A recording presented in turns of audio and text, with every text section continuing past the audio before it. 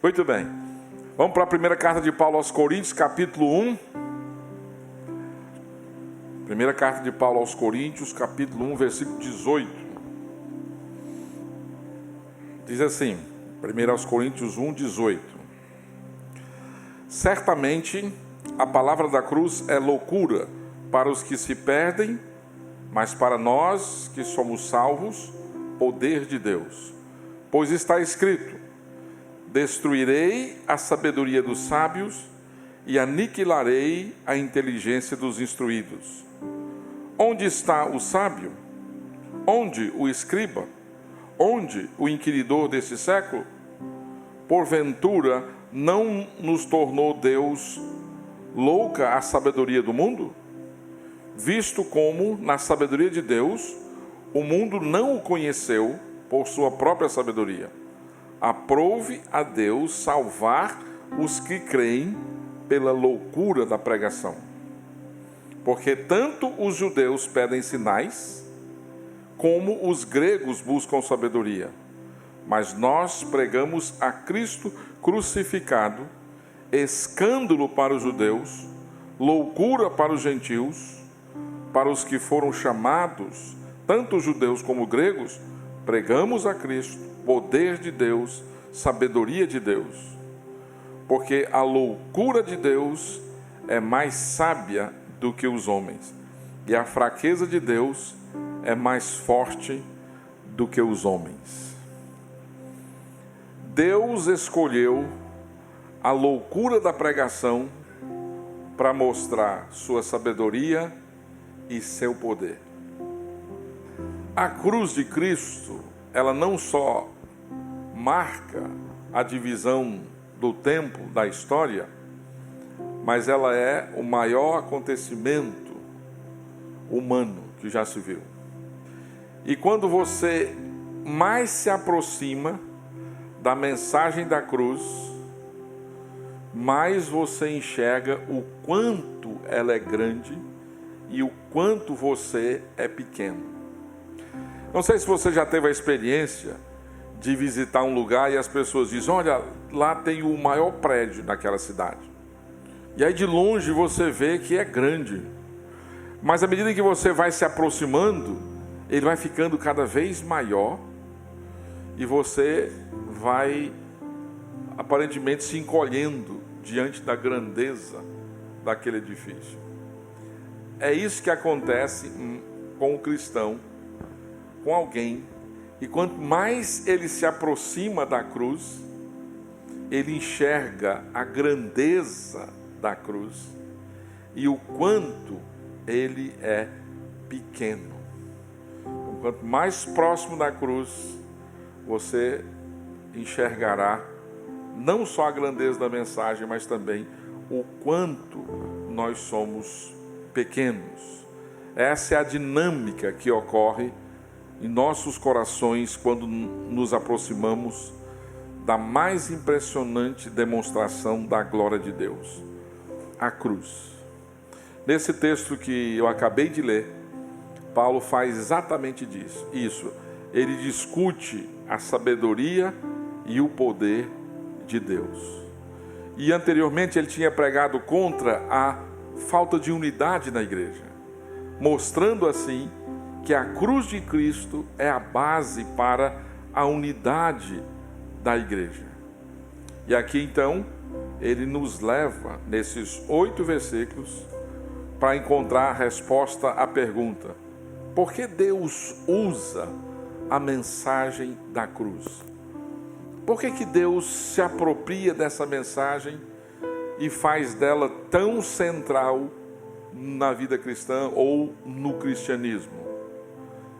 Paulo responde dizendo que Deus usa a mensagem da cruz, a loucura da pregação, para mostrar a sua sabedoria e poder.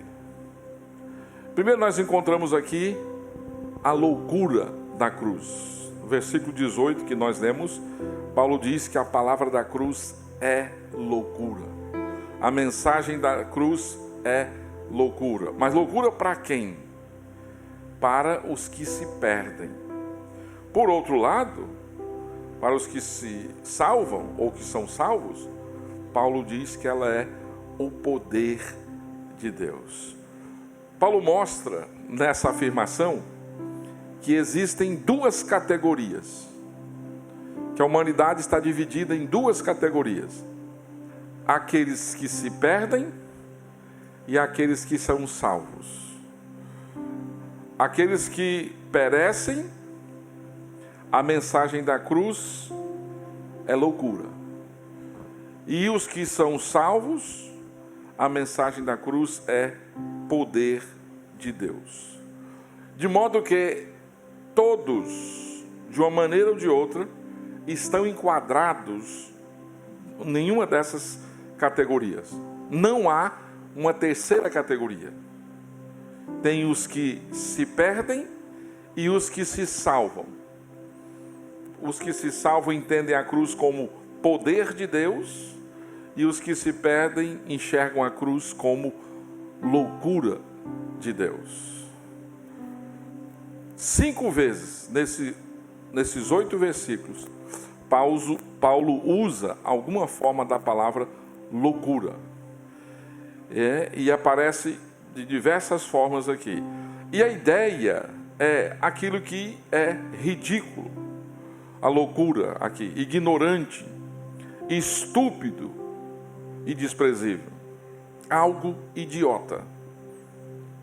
Quando ele chama que a loucura da cruz é que, da perspectiva humana, ela é um tipo de idiotice, um tipo de algo que realmente desprezível, estúpido ou ignorante.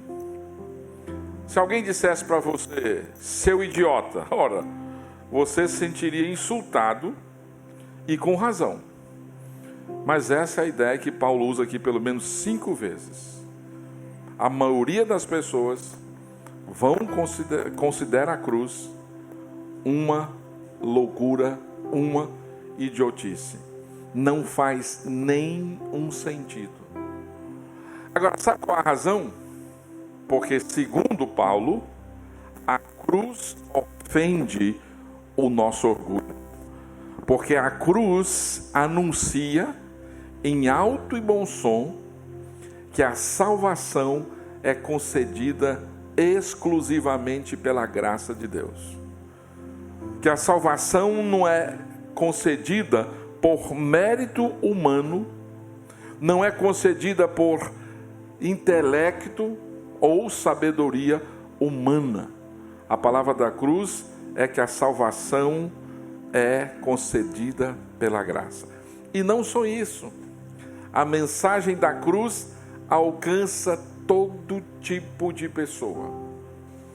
Gente culta, gente inculta, gente próspera, gente não próspera, diferentes etnias, diferentes lugares. A cruz coloca todo mundo na mesma necessidade, na mesma condição.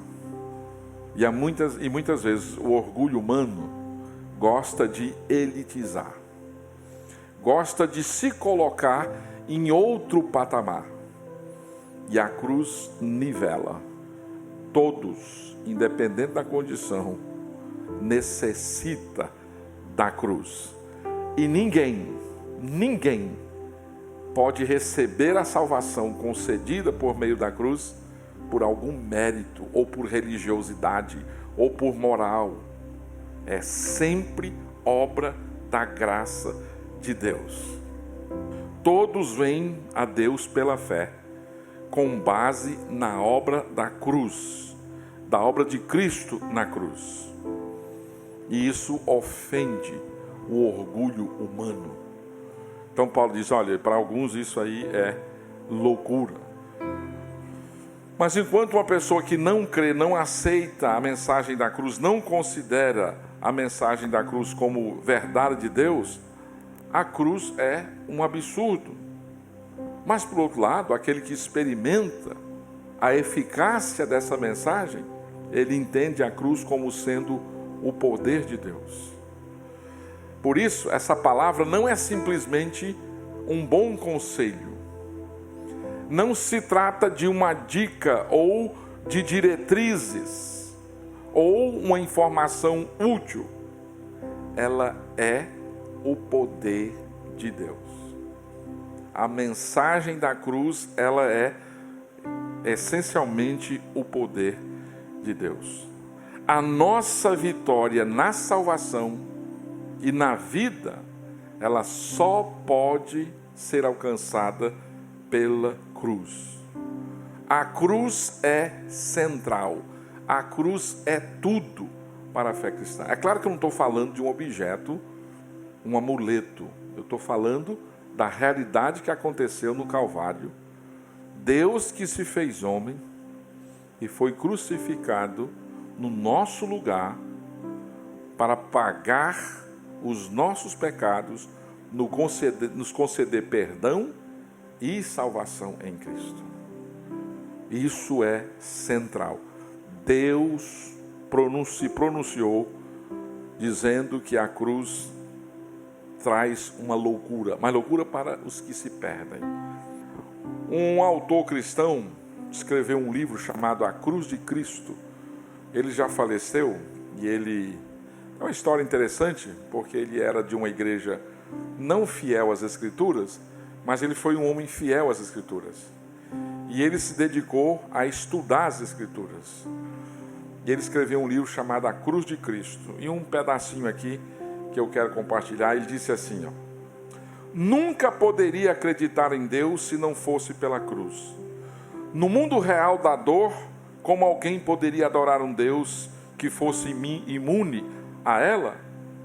Eu me volto para aquela figura solitária, distorcida e torturada na cruz, com pregos nas mãos e nos pés, costas dilaceradas, membros torcidos, testa sangrando por causa de espinhos, boca seca e intoleravelmente sedenta, mergulhada na escuridão abandonada por Deus. Esse é o Deus para mim. Ele deixou de lado a sua imunidade à dor. Ele entrou em nosso mundo de carne e sangue, lágrimas e morte. John Stott falou sobre o impacto, a impressão que a cruz trazia a ele. E no verso 19, Paulo cita o Velho Testamento para aprovar o argumento dele. Ele diz, olha, pois está escrito, ele está citando o livro de Isaías, e aqui ele diz, destruirei a sabedoria dos sábios e aniquilarei a inteligência dos instruídos. Noutra versão, eis que continuarei a fazer uma obra maravilhosa no meio desse povo, uma obra maravilhosa e um assombro, porque a sabedoria dos seus sábios perecerá e o entendimento dos seus prudentes se esconderá. Texto de Isaías. Ou seja, sabedoria dos sábios aqui em Isaías refere à astúcia, à habilidade política das pessoas de seus dias. E Paulo usa esse texto aqui de uma forma diferente, aplicando aqui de forma mais abrangente, mostrando que a sabedoria humana, que exalta a própria esperteza humana, ela é insuficiente. A sabedoria de Deus vai aniquilar a sabedoria dos homens. Todos os esquemas humanos que não levam a Deus em consideração serão envergonhados. Todo pensamento, toda filosofia, toda política, toda ideia que tenta excluir Deus, que deixa de considerá-lo, vai se tornar motivo de vergonha. Isaías está zombando dos políticos fracassados de Jerusalém, que buscaram garantir segurança em Israel, fazendo alianças com outros governos, por exemplo, o Egito, e a Síria veio e invadiu. Eles não puderam evitar com a sua sabedoria.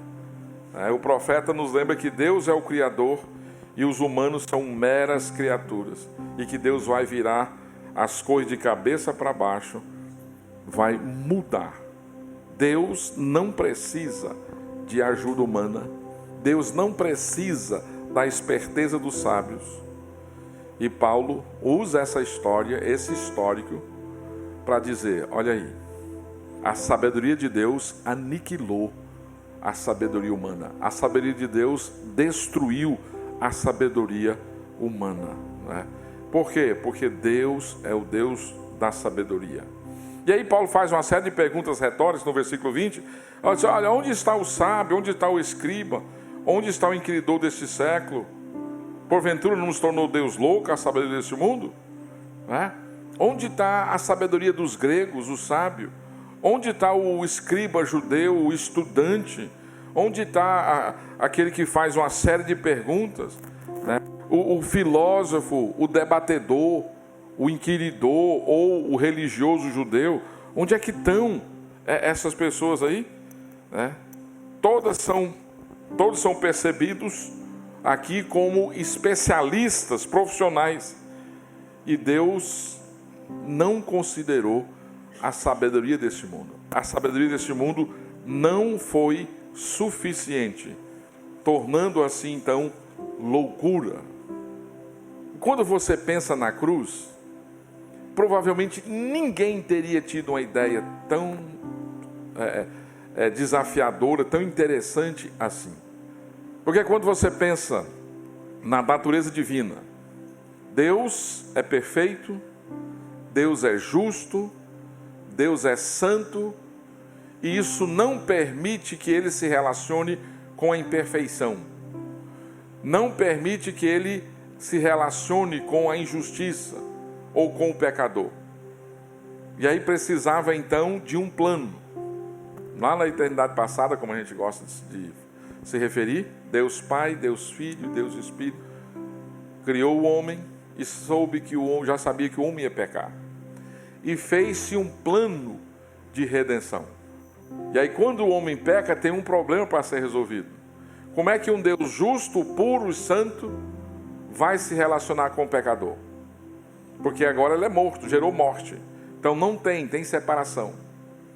Jesus Cristo, Deus eterno, Deus Filho, se torna homem, não deixa de ser Deus, vai até a cruz, recebe a punição da justiça divina, da santidade de Deus, a ira de Deus cai sobre ele, ele é penalizado, não pelos erros dele, mas pelas pessoas as quais ele estava morrendo, é sepultado e ele ressuscita.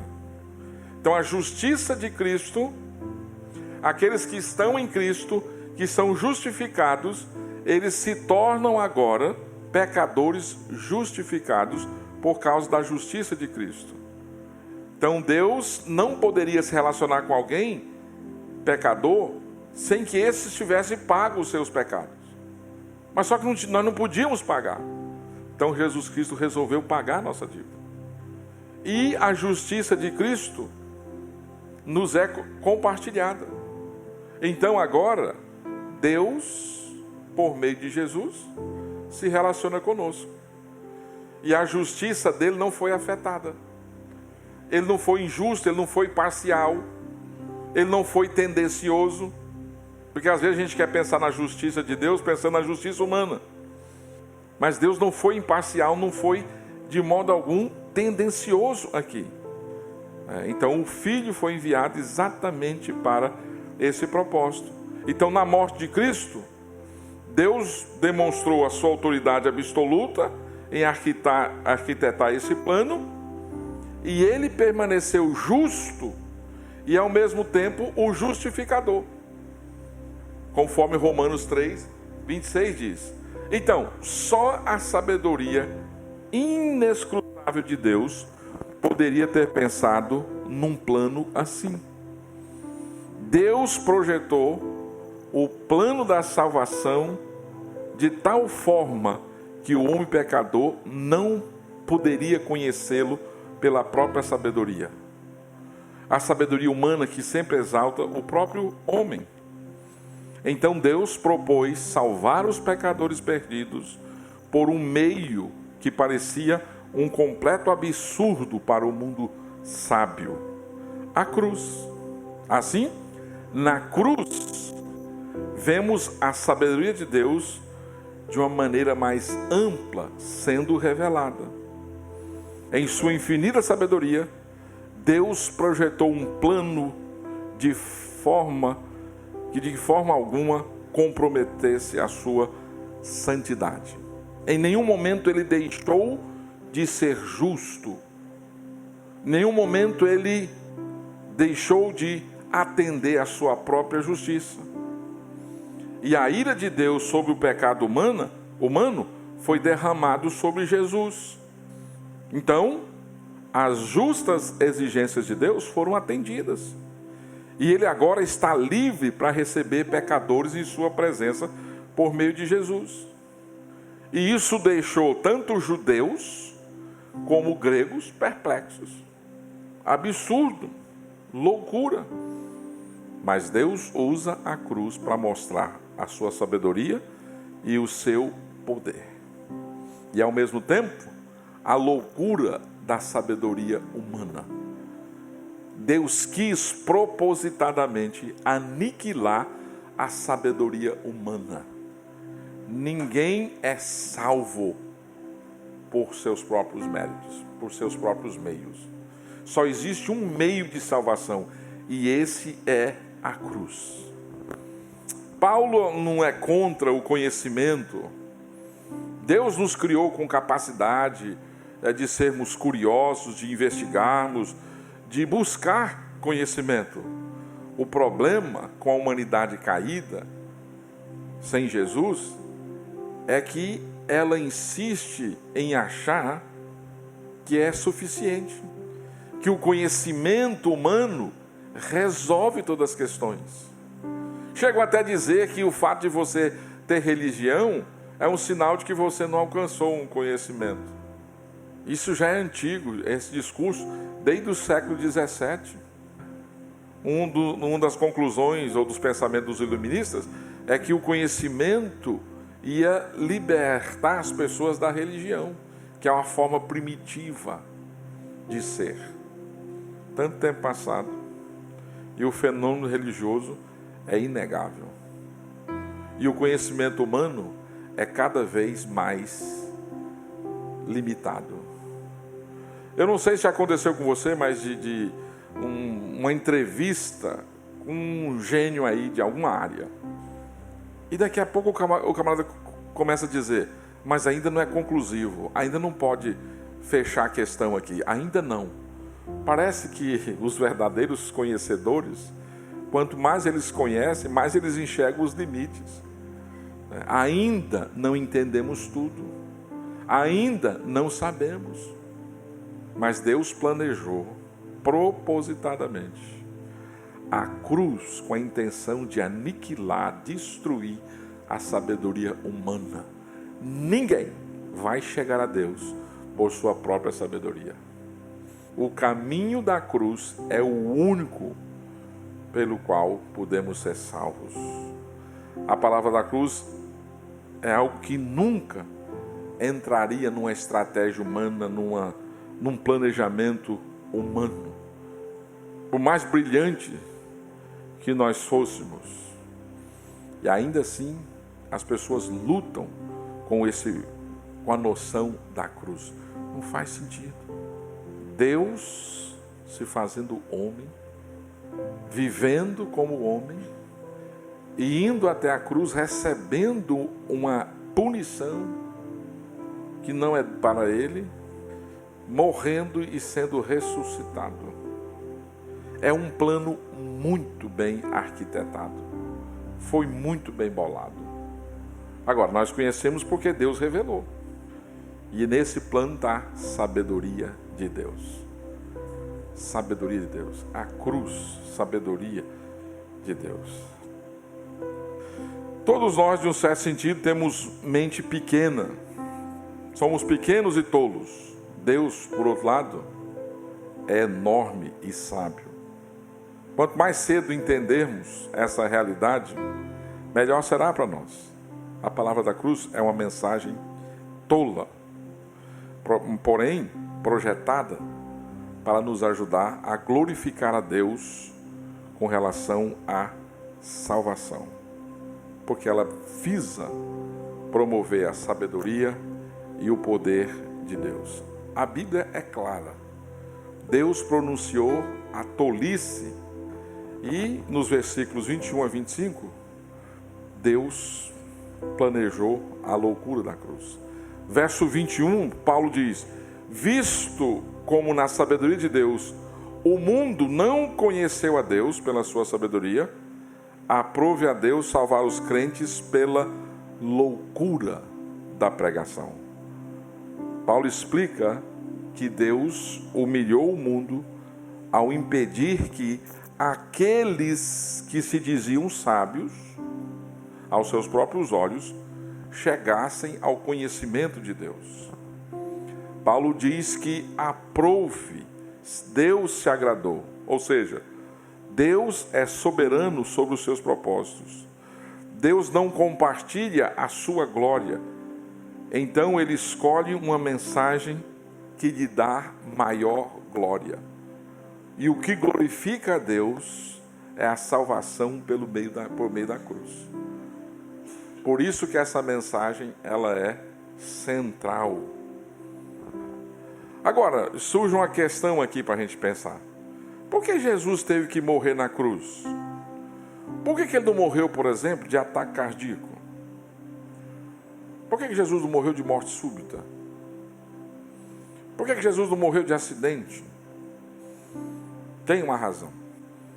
Gálatas, capítulo 3, versículo 13, Paulo escreveu: Cristo nos resgatou da maldição da lei, fazendo-se maldição por nós, porque está escrito: maldito todo aquele que for pendurado no madeiro.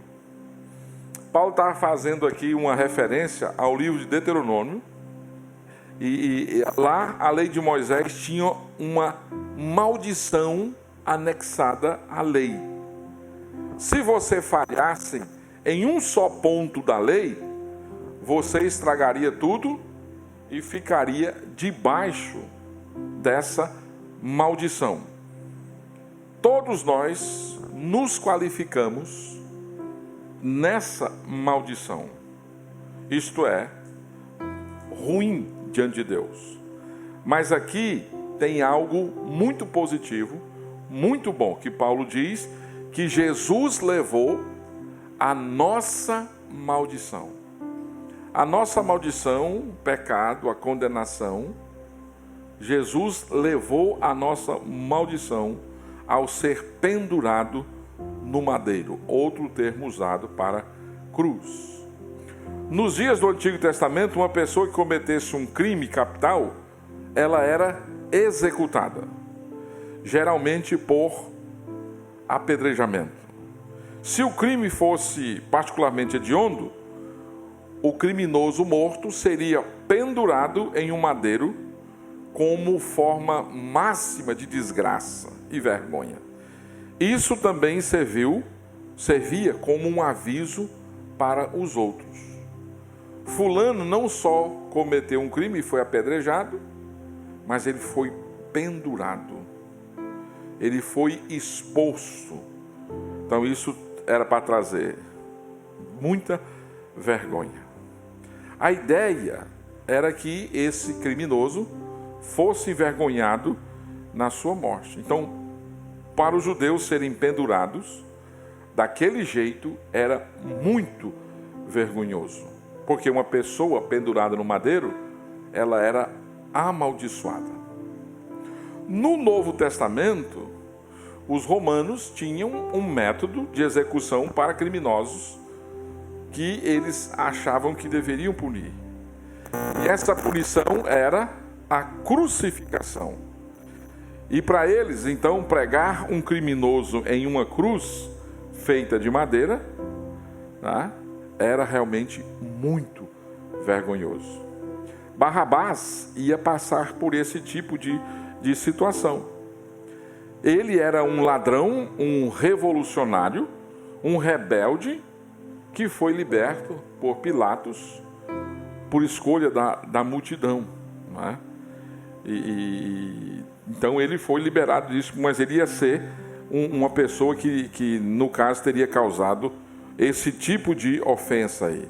Então os romanos não queriam apenas executar alguém na cruz, mas queria causar vergonha e sofrimento àquela pessoa. A cruz era, portanto, símbolo de vergonha. Para você ser crucificado, você tinha que ser muito ruim. Também a crucificação levava a muito sofrimento, porque a pessoa não morria no mesmo dia. Ela morria durante alguns dias. Tanto é que quando Jesus morre no mesmo dia, eles ficam surpresos, espantados. Porque a ideia era causar vergonha e causar dor na pessoa que estava sendo crucificada ali. Então a cruz também era maldição. E Jesus fica debaixo dessa maldição da cruz. Ao fazer isso, ele satisfaz a exigência da lei e torna possível que você e eu nunca tenhamos que sofrer essa maldição, porque ele sofreu no nosso lugar. Ele levou a nossa maldição. Ele sofreu a nossa dor. Ele passou a nossa vergonha. Por isso que Paulo explica aqui no versículo 22 a 24, ele diz, olha, porque os judeus pedem sinal, os gregos buscam sabedoria, mas nós pregamos a Cristo crucificado, que é escândalo para os judeus e loucura para os gregos. Mas para os que são chamados, sinônimo de que são salvos, tanto judeus como gregos, lhes pregamos a Cristo, o poder de Deus e a sabedoria de Deus. E naqueles dias, 3 tipos de respostas diferentes em relação à cruz de Cristo. Muitos tropeçaram na cruz. Versículo 22, a primeira parte. Porque tanto os judeus pedem sinais, como os gregos buscam sabedoria. Os judeus tropeçaram na cruz, porque a maioria estava procurando por sinais de poder. Eles queriam que Deus se provasse a eles. Aliás, eles queriam o tempo todo que Jesus fizesse algum sinal, e Jesus disse, não vai ser dado nenhum sinal, já foi. Eles queriam isso. Eles exigiam que Deus se submetesse a eles, antes que eles se considerassem submeter a Deus. Eles, na verdade, não queriam obedecer a Deus, eles queriam dar ordens a Deus. E a história judaica é repleta de eventos milagrosos, né? Desde o Êxodo até o Novo Testamento. Dias de Elias, de Eliseus, mas eles queriam ainda um sinal. Eles estavam procurando um líder político e não um salvador. Eles queriam, na verdade, alguém que os libertasse de Roma. E eles não conseguiram imaginar um Messias crucificado. Como? O Salvador na cruz, morte de criminoso, vergonha. E hoje, para nós que somos cristãos, é muito difícil entender o que a cruz significava para os judeus. Não é?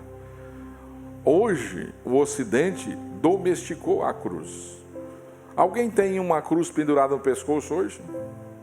Aqui? Tem uma irmã ali, né? Mas tem brinco, tem broche, tem colar, tem camiseta. A cruz foi domesticada. Temos uma cruz aqui, né? Você pode ter na frente das igrejas, no cemitério. A cruz foi domesticada. E hoje, para nós, a cruz não significa uma coisa de vergonha. Mas para o judeu, aquilo era muito vergonhoso. Fulano morreu numa cruz, criminoso, horrível. E como é que ele é o Messias, o Salvador dos judeus? Não, queremos um sinal mais evidente aqui. Os judeus ficaram escandalizados com essa mensagem aqui. E no primeiro século era impensável o uso da cruz que nós fazemos dela hoje. Essa realidade era impensável. Era um negócio horrível. Alguém usar no pescoço? Nem pensar. Os judeus estavam procurando poder e glória. E sabe o que aconteceu? Tropeçaram na fraqueza da cruz.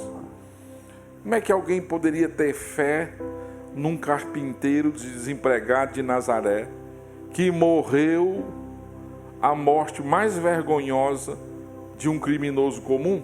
Como? Esperavam por um Messias político que os libertasse de Roma. Tropeço, os judeus tropeçaram. Outros zombaram da cruz. A segunda parte do versículo 22 fala dos gregos, buscam sabedoria. 23b, escândalo para os judeus, loucura para os gentios ou para os gregos. Não é? Paulo se identifica com a busca grega por sabedoria. Paulo reconhece a importância do conhecimento e coisas e tal. Mas as pessoas pensam que podem submeter a Deus assim que puderem entendê-lo. Ou seja, se eu entender Deus, eu submeto. E se Deus não encaixar na minha lógica, fora. Se Deus não encaixa nos meus pensamentos, no meu conhecimento, eu nego a Deus. Não é? Eles querem um Deus que se encaixe em suas mentes antes deles se encaixarem, de Deus se encaixar na vida deles. Essa foi a resposta que os gregos deram.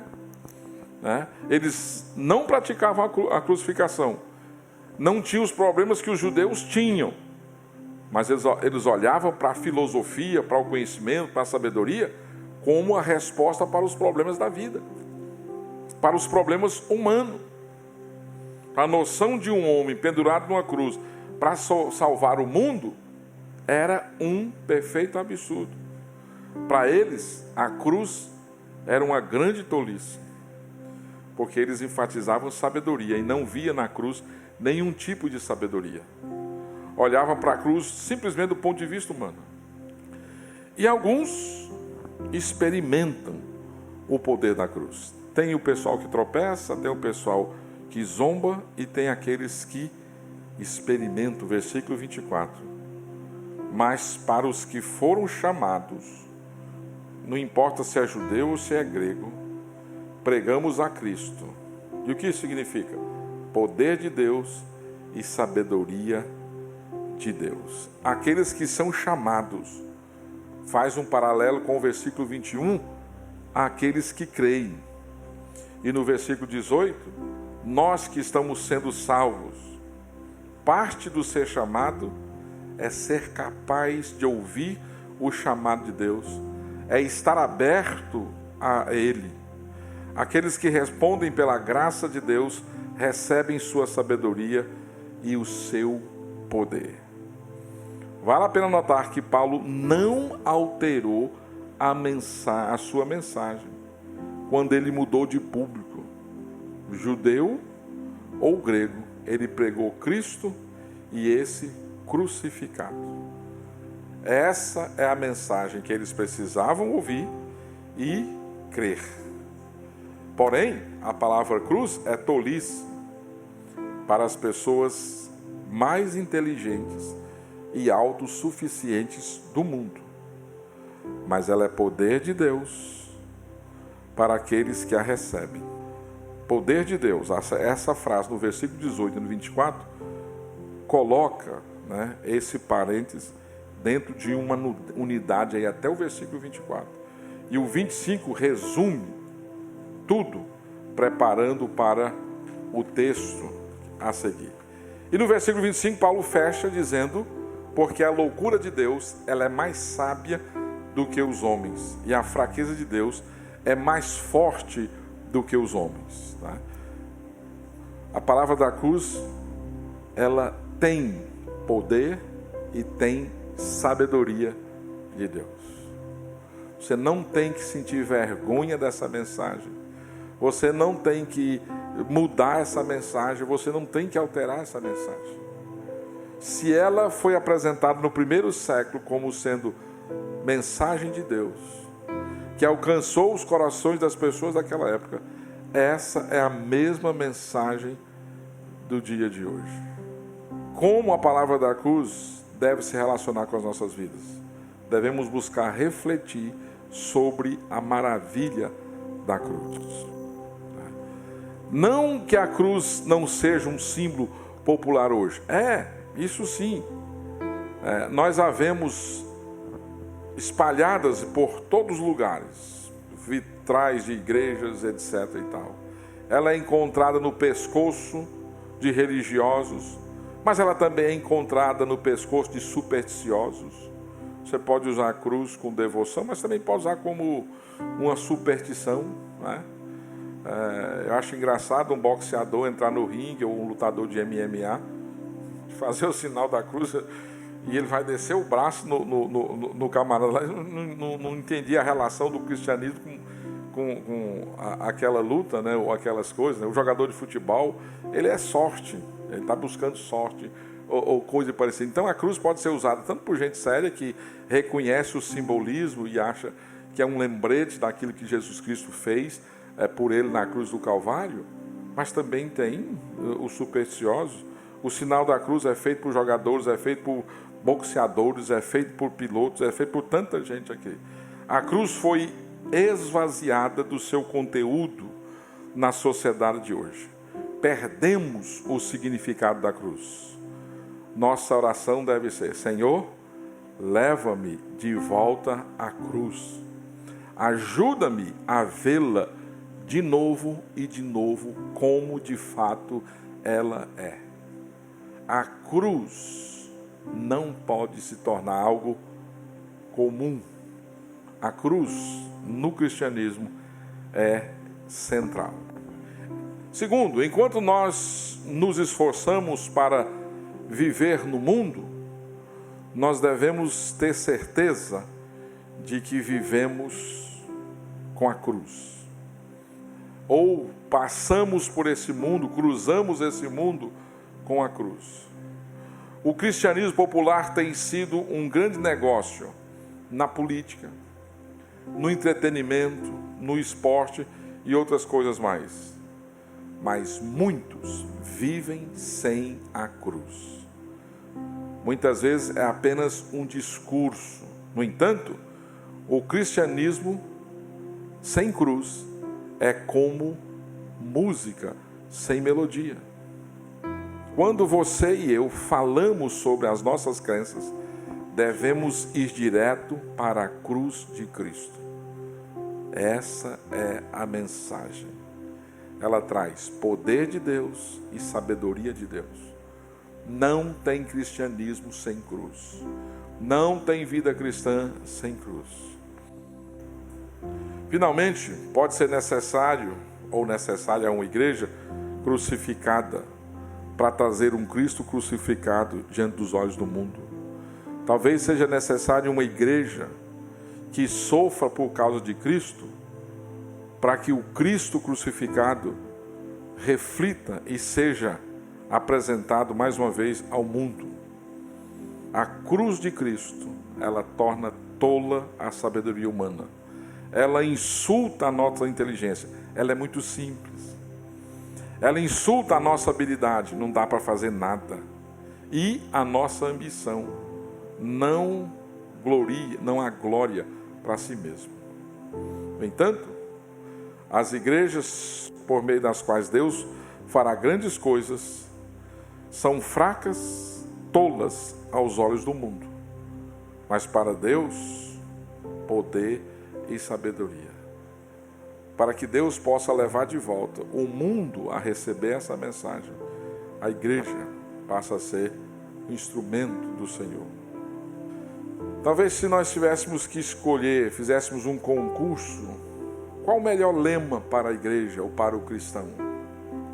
Talvez uma sugestão seria: corra para a cruz. A cruz de Cristo é um lugar que eu e você precisamos visitar frequentemente. corra. Você está cansado, desanimado, fraco? Volte para a cruz. Está se sentindo mal amado, mal cuidado? Corra para a cruz. Está sem esperança? Corra para a cruz. Está se sentindo rejeitado, desprezado, humilhado? Corra para a cruz. Está sendo acusado, culpa? Corra para a cruz. A cruz de Cristo, provavelmente, deve ser o lugar onde nós devemos voltar e voltar inúmeras vezes, porque ali morreu o nosso Salvador, para nos unir a Ele, de um modo que jamais seremos separados, de um modo que jamais seremos condenados, jamais seremos julgados. Fomos perdoados, absolvidos, amados, tudo na cruz. É a verdade central da fé cristã. É o evento mais importante da história humana. A cruz é a nossa mensagem, a cruz é a nossa esperança, a cruz é a nossa confiança. Honra, sofrimento e vergonha. Embora o mundo despreze a cruz, nós nos unimos a ela. Nela tem uma mensagem. Portanto, amemos a cruz. Preguemos a cruz. Fiquemos ao lado da cruz. E jamais tenhamos vergonha da cruz. Não há poder maior do que o poder da cruz. É o único poder que pode tirar homens e mulheres dos seus pecados. É o único poder que pode libertar as pessoas da sua condenação e dar a elas uma nova vida e dar a elas uma nova direção. Portanto, a cruz é tudo para o cristão. Reflita sobre a cruz e corra para a cruz.